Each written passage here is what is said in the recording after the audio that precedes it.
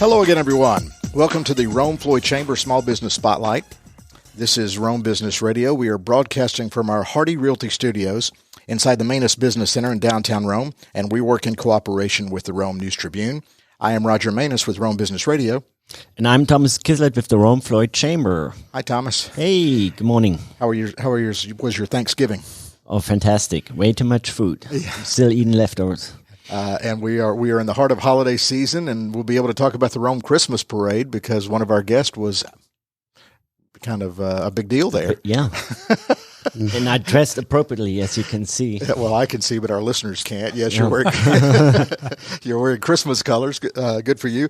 Would you mind introducing our guest, please, Thomas? Sure, absolutely. Ladies first. Today we have Taylor Ritchie here. She is with United Way of Rome, Floyd County. And she is the community resource navigator there. And then to my right, we have Doug Walker. He's with the City of Rome, and he's the public information officer. And then we have the Pollards, Will and Harold Pollard here, and they are with Complete Cycle, and they're the owners. Hi, guys. Hello, everybody. How are we? Good morning. Hey, good to be here. Good morning. Of course, I made reference to Doug Walker, celebrity in our midst. Public Information Officer, City of Rome, but what's the high for being the Grand Marshal at the Christmas Parade, Doug? Let's start with you. Well, it was a great honor, tremendous honor, and you get a whole new perspective on the crowd for the Christmas Parade.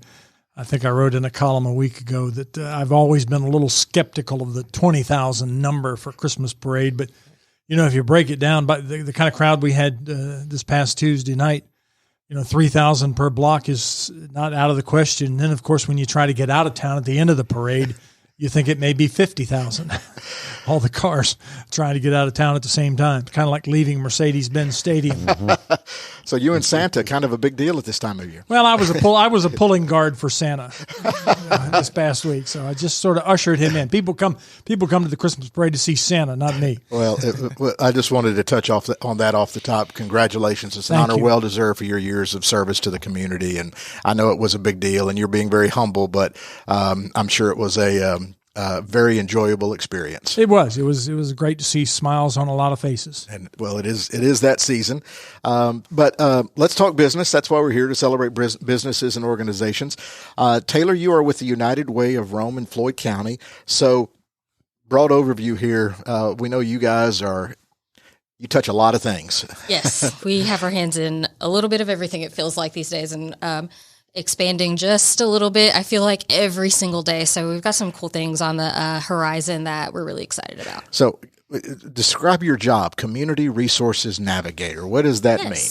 Okay, so the phone number that I have, which is 706-291-1990, people call me when they're in crisis, when they're in need of some sort of resource, and I try to direct them to the appropriate resource for what they need. That way people have access to somebody who knows what's available, and sending people to places where they won't get like the runaround because it's not exactly what they do over there or something like that. So I've got a list like 300 long of resources in the area, including some like national hotlines and some state things. But people call me when they're in need, and I try to connect them. Well, we have had your colleague Allie Mitchell on the show before, and I remember her touching on something that over the last couple of years, you've kind of tried to flip the model. It used to be, yes, here's our money, let's fund. But now you guys are making a conscious effort to hear need. Yes. And so could you expand on that a little bit more? So we use the child index to see where the needs are. That came from the census, and what Allie likes to say is that what we were doing before bred competition between the nonprofits, and instead of doing that now, we're looking at specific needs, the highest needs in each area, and trying to bring the resources that already exist to those areas to fulfill needs. But you're more on the actual connecting people to the resources. Yes, I am a direct contact to help people when they need it. You can text me, you can call me. My email address is on the website, whatever you need. But just you call, tell me a little bit about your situation, and I try to connect you to what what you need to be connected to. Great. Well, that's great to know. The connectivity is important because some people, they may not know where to go, and United Way kind of is a one-stop shop to help folks out. So, well, we will certainly circle back around, and at the end of the show, we're going to give everybody an opportunity to provide their contact information again, email, website, what have you, social, things like that. Let's say hello to the Pollards. Hi, guys. How are we? Good morning. Hey, we're good. So I guess one question might be, well, before I make fun of how the fathers and sons work together, let's talk about what you do. Complete cycle out on the Alabama highway. Tell me about it. Right. Well, we convert 2-wheeled motorcycles into 3-wheeled motorcycles. We build trikes. We've been doing this. April will be 17 years. And, we have a heart to allow people to keep on riding. That's our logo and our slogan. We want to make sure that people are able to enjoy their life to the fullest. We've had so many people tell us over the years, like, this is actually what keeps me alive. This is the thing that keeps me going, is riding my trike. And, that's our heart. Or are they safer? Right. Is that the point that why people would want to convert, or is it a just choice thing? Oh, they're absolutely safer, and they're more visible. And, of course, what we hear every day is, I can't hold that 800-pound gold wing up anymore. Right. My legs got weak, and, of course, you got mama on the back, and that makes it even worse. So, I'll tell them when they come up, so, well, you ready for tricycles and diapers? So, we're going backwards. That's where we're all going. So, but anyway, we laugh about it, but it's a good thing. I mean, I've sold trikes to 90-year-old people. I had a lady come out there one day, was 100. I think she was 100 years old, right at 100 years old, right, riding a trike. And but anyway, it's a fun thing. It's a fun business, and it's challenging.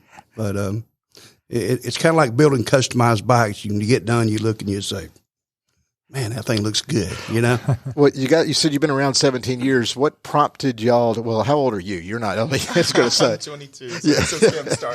So you grew up around the business, but you started the business, Dad. So what prompted you to get started? We actually built the first building for my wife, a business. We started out in an accessory business, and we bought a few motorcycles, just to sell here and there. And then I quit my job, which I was in sales, really walked off a real good job, good paying job, because I was tired of it and didn't like it anymore. So anyway, we started just working on some motorcycles and changing tires. And of course we've got accessories. We've got an accessory shop. So anyway, I got into that business in 2004. We got in the trike business, and it's just gone ever since. We've built well over 1,000 trikes since we've been building. So it's turned into a pretty good business. And in 17 years, somebody do the math for me. I think it was 2006 we did trikes. We started motorcycles in 2004. Yeah, so that's true. That's true. 2006 we started doing my trikes. Right. Well, that's more than one a week. Right. On average. Oh yeah. About typical. So excuse my ignorance, but I would never have thought there would be such demand. But apparently it's a thing, isn't it? Right. Yeah. We've sold all over the United States, outside the United States, Canada, I think Ireland. Was it Ireland? Yeah, we've sold a few overseas. Yeah, just overseas, just the wildest thing people will call you, and it works. So if somebody's overseas or Canada or something, do they send you their bike and say, what happens? No, what we've sold overseas is usually through an export company. I got you. You have to have somebody. That's a lot of paperwork and headache to do that.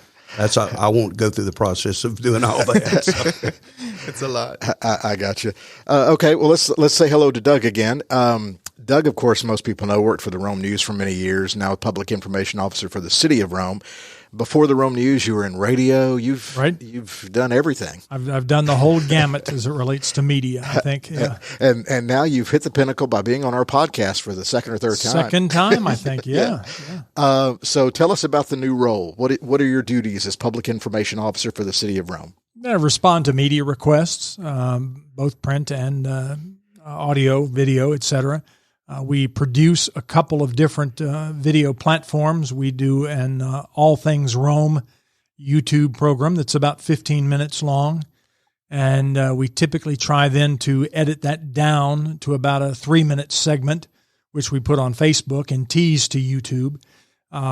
We also do a Rome Roundtable, which I actually am able to record in my office there in City Hall. And that one is strictly designed for the shorter platform, the Facebook type platform. It's about 3 minutes long, and it's just keeping folks updated on what's going on in the city of Rome, keeping us at the forefront of people's minds. I've told our department heads, which they're still trying to get used to it. We were about 3 months into this, so it's a new position actually with the city.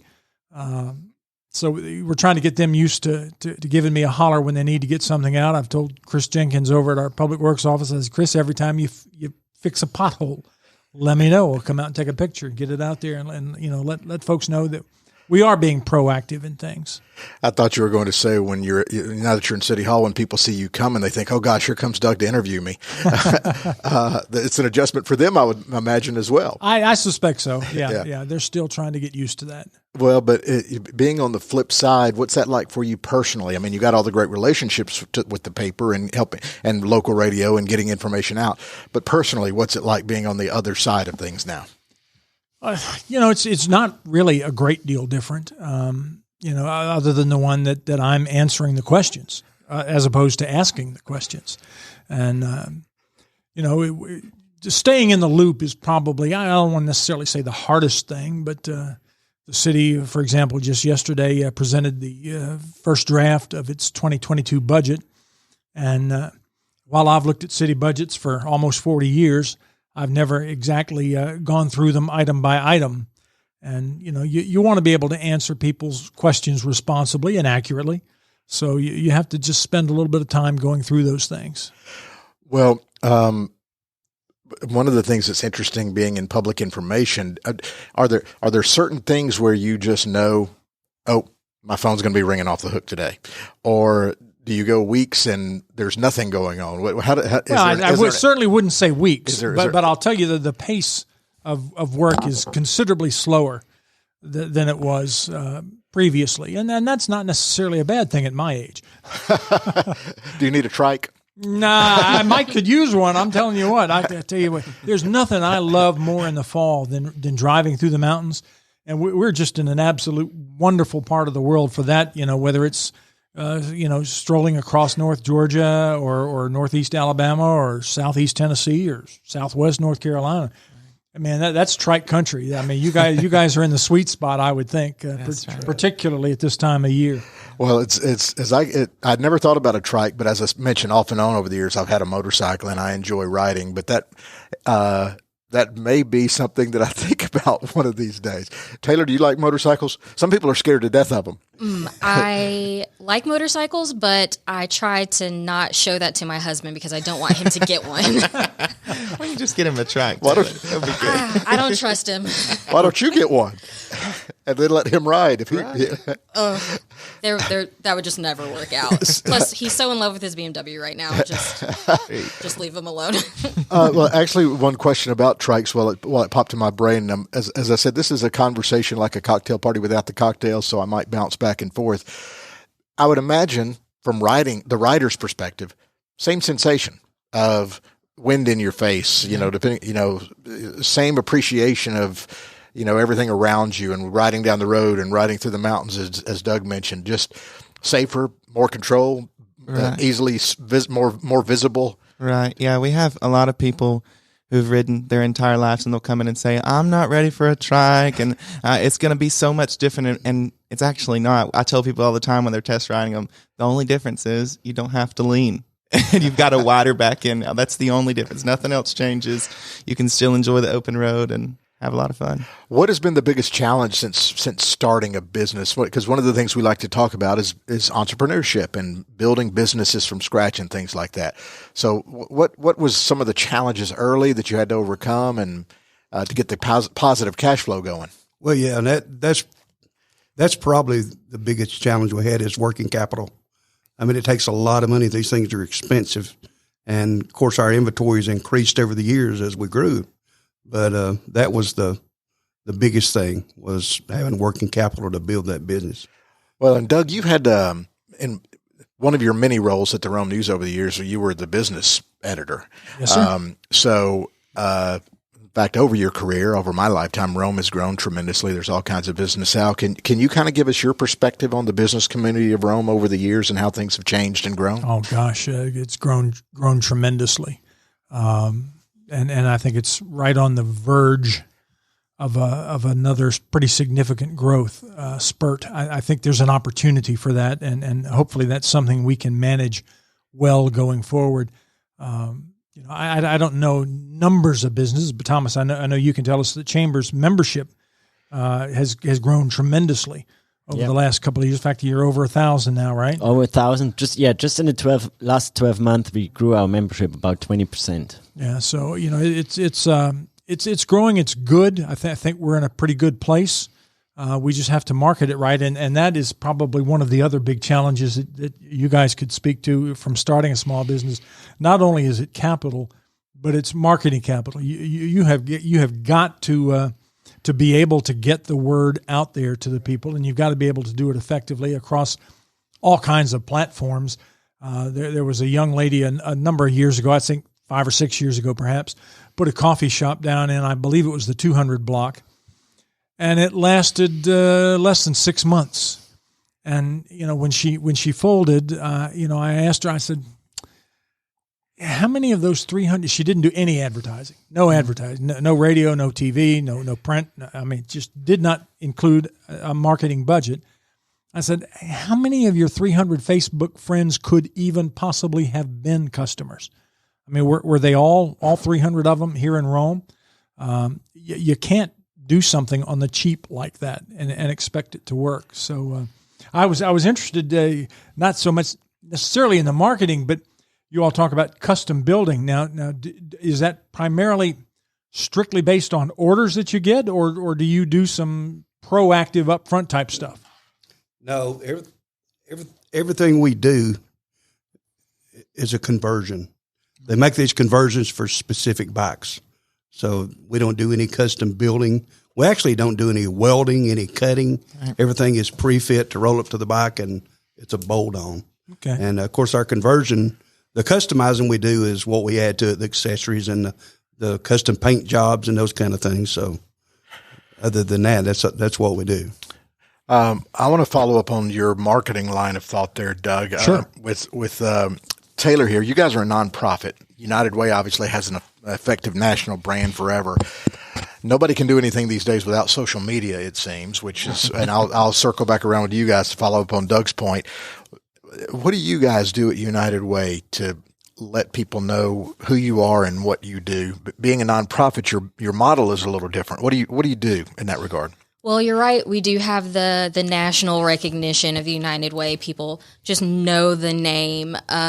We do have a social media presence, and we're in the paper a lot, I think, especially recently. And there's got to be some magic in there. I'm not entirely sure what it is because, we're from Rome and Floyd County, but I get calls from Polk County, Chattooga County, Walker County, all over the place. So I'm not, I've been with the United Way for 2 months, so I'm not totally privy to exactly what we do in that area, but it's working.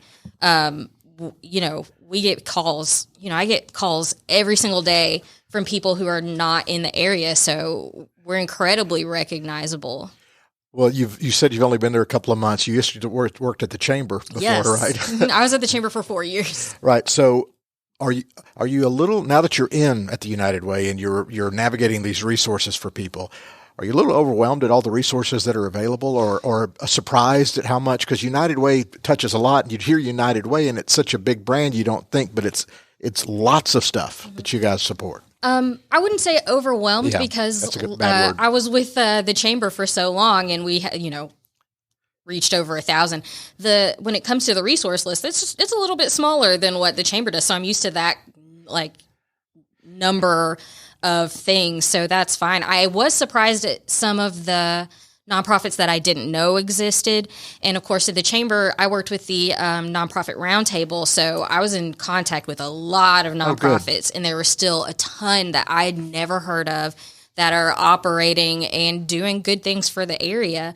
But so this is just a nice way to get their recognition in when they need something or when somebody needs something, connecting them. Well, another thing we like to ask is like, what's your professional background? Like, but before the chamber, is there a time before the chamber? Not really. Before the chamber, well, I was the programs coordinator at the chamber, but before that, I was the receptionist at the chamber. And then before that, I was living in Auburn, Alabama, working at a call center. My background isn't business. My background isn't nonprofit. I just showed up one day and people noticed that I could do more than what I was doing. And I just kept getting promoted and moved up. Oh yeah. On merit. That's an interesting thing here. We sometimes, Thomas, we touch on this. Some people like get out of college and they'll bounce from career to career. Some people are born into a family business, converting motorcycles into trikes. So what's that experience been like growing up around it? Was it just you had no other choice or your passion as well? Well, actually, about 2 years ago, I lived in a place called Widening, California, and I was in a ministry school out there, and I did not want this business whatsoever. I grew up around it. People are always amazed by motorcycles, and I'm just like, well, they are what they are. I've always been around them, and I actually came back because I felt like this is what I was supposed to do, and it's been an experience for sure, getting more into the leadership role of the business than just being the kid that runs around. Okay, well, so talk about that adjustment, because now it's a real business. It's not just, Dad's got cool motorcycles. Right. Now there's bank accounts and insurance and things like that. Right. Well, it's been a whole lot of learning. Invoicing, billing, collecting. Right. It's been a whole lot of learning and a whole lot of adapting. I also got married at the beginning of this year, so it's all this stuff happening at once, and we're trying to implement, like y'all are talking about now, even the marketing. We're trying to go deeper into the community of Rome, and that's a lot in itself. It's just juggling all of these different aspects of the business. So it's been fun, but it's been challenging for sure. So when you got married and you left the reception, were you on a trike with a just married sign on the back? I actually did. We actually did take a picture on a trike because at my wedding in Savannah, in Tybee Island, Georgia, they were delivering a trike while we were there. So they had a motorcycle there. So we actually have one. Oh, I digress. So social media is becoming something more important to you guys? Right. I think social media has been one of the most important marketing tools that we've had. Facebook, Instagram, Twitter, our website, actually. My wife has just recently come in as the marketing and advertising specialist, and she's just taken this thing ablaze, and it's been amazing. Well, how have you adjusted to, if social media didn't exist when you started the business, so it was probably old school at the time, word of mouth, a newspaper ad, but now newspaper ads can be digital. When we opened up, we bought 10 billboards. There you go. And we weren't even in the trike business then. But we bought 10 billboards and bought a couple of radio spots, and it got us kicked off and started. And, of course, all these years we spent a lot of money on eBay. Right. I mean, several $100s a month on eBay advertising. And then here come Craigslist. We use Craigslist. And but anyway, having Will and Kylie, his wife, aboard, she's changed our websites, and they've just made us so up to date, and it's amazing what she's done. Yeah, these crazy kids from this young generation. Yeah, it blows my mind, but yeah, we're real blessed to have them doing that, and it just brings so much in. But really, what's kept us going all these years is word of mouth. Right.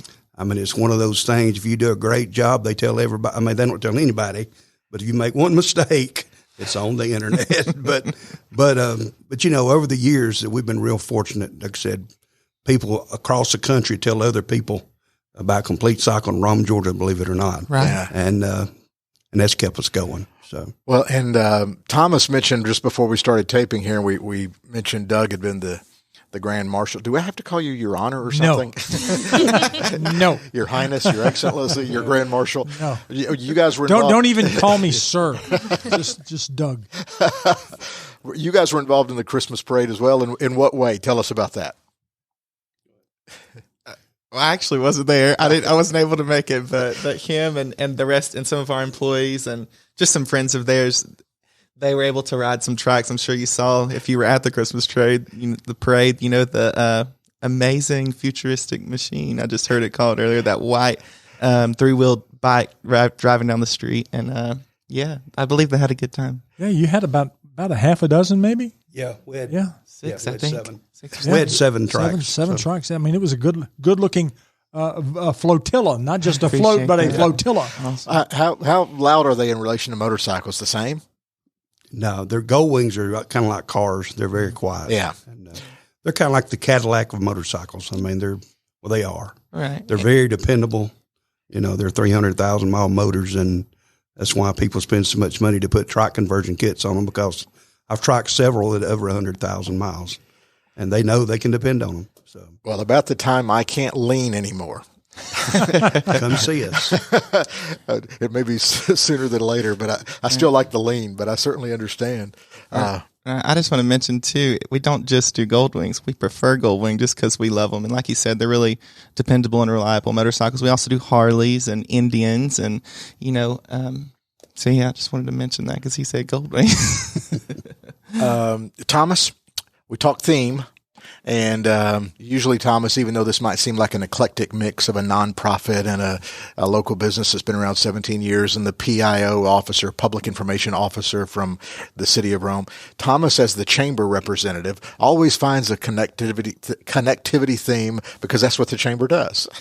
So how are we doing there, Thomas? Yes, and as the conversation progressed, I came up with different ones, but I think it got better and better. First, I thought, it's navigating. We all navigate somehow, and then, we connect, especially as the chamber.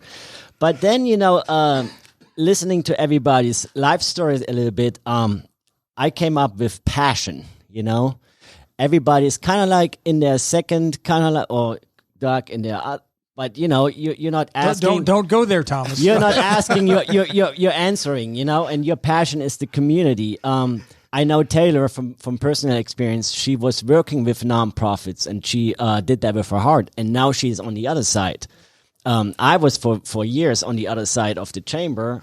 And Oh gosh, I liked yes, it. we used to work together all the time Right. for the expo. Right, and the Pollards, born That's right, into 'cause it. I'm sorry, you were at the forum, right? Yeah. Yeah. Yes, Before yes. the chamber. That's right. I was running the expo and he was helping me out. And then when he started working at the chamber, he took over the expo. So I think it was a really nice balance there because he already knew a lot about how it worked. Right. I'm sorry to interrupt you. You were on to the Pollards now. Yeah, the Pollards. Yeah, and Will, discovered his passion, his love is the motorcycle, the trikes.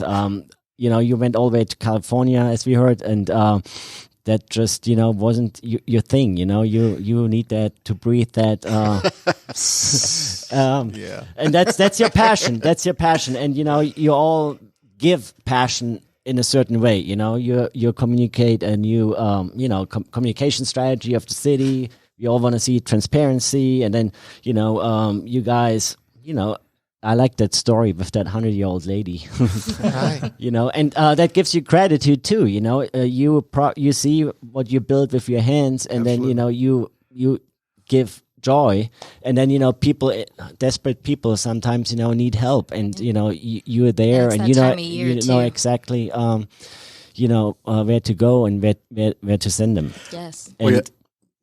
because it's Christmas and, we have the parade. I came also up with a little quote, and that's from Mother Teresa. And I think this is a little fitting today. And she said, it's not how much we give, but how much love we put into giving. Oh, that's good. That is good, yeah. That's why she's Mother Teresa. I think that's really fitting for this group today, and also, for this time of year. That's very profound. Very well said, Thomas. Mother Teresa via Thomas. Very well said. Well, let's kind of go around the room here and wrap up on contact information. And Taylor, I know what you guys do is so important and so overwhelming. It's hard to kind of touch on everything. Oh, goodness, yes. But are there some specific examples where, like, if people need a resource, they need some help, and they need to reach out to you, can you give us some examples of what people can do, or where you're kind of connected so that you can help, and then give us your contact information again, please? So we have several different ways that you can contact the United Way for resources. Our website, uwrome.org, has a directory of resources that I update, and an engagement guide as well, which is really nice. But then, of course, you can always call or text me at 706-291-1990. And Email? And yeah, my email address is taylor@uwrome.org. We do, if you're in need, give us a call. Like, we have a ton of different, it's very varied for the different types of things that we can refer to. So if you're not sure, give us a call anyway. We're all pretty connected people at United Way, so we can figure it out. Gotcha. Thank you. All right. The Pollards with Complete Cycle, website, phone number, street address. How can people do business with you guys? Yeah, our website is completecycle.net. Our phone is 706-378-4855. And of course, like I mentioned earlier, the social media pages, it's just Complete Cycle. Instagram's complete.cycle, and yeah, you can pretty much just Google us. Vroom, vroom. There you go. Doug, contact information for you? Yeah, dwalker@romega.us or now.gov. We're making that conversion. I think that's something that Washington has not necessarily mandated, but has suggested. And that's, if folks have something that they would be particularly interested in learning more about, and interested in seeing a YouTube 15-minute program or a Facebook, just send me an email and let me know. Next week, just sort of a spoiler alert, we've got some GDOT folks coming in, and we're going to talk about the big 2nd Avenue widening, which is supposed to happen starting next fall. And we'll talk about the next 2 sections of the Rome bypass, and we might even bring up the Highway 140 project, which may or may not ever be finished. I drive that a lot as well, cutting through from Ritchie across. Yes, yeah, I'm with you on that. How often do you do the 15-minute YouTube show? We do at least one a week right now, and occasionally 2 a week, depending upon as things come up. We did 2 this past week. We talked with Sammy Rich about the city's plans for the ARPA funding, the $11.5 million that Washington is sending us, with all kinds of strings attached. And then we also talked about the Winter Arts Market, which I think by the time this gets on the on the web, we'll probably have passed. That's coming up on December 4th and 5th up at the Civic Center. Is the city on TikTok? The city is on TikTok. Doug is not quite there yet. Oh my goodness. Doug is not. Christy Kent is there, but Doug is not quite on TikTok yet. I'm still working on tic-tac-toe. So we're not going to see Doug Walker doing any dancing on TikTok anytime I can soon. assure you that will not be happening. Come on. Well, you mentioned GDOT and the funds from Washington. Is that the most pressing business coming, that's going through the city right now? Any other thing that? Well, I don't know that I'd necessarily say it's the most pressing. Just putting together the general budget next year, which is, I think revenues are projected to be up about 8%. Tony Reinhardt, our finance director, is actually projecting an almost 18% increase in sales tax funding. So the optimism is there for a recovery and turnaround. So, Tony Tony and Sammy Rich both are typically very, very conservative in budgeting. So I think that bodes well for our community. We've got big pay raises for public safety and fire people that are having to be accounted for in this budget. But the ARPA money's free money, if you will, coming from Washington, and we're still tweaking all of the final plans for use of those funds.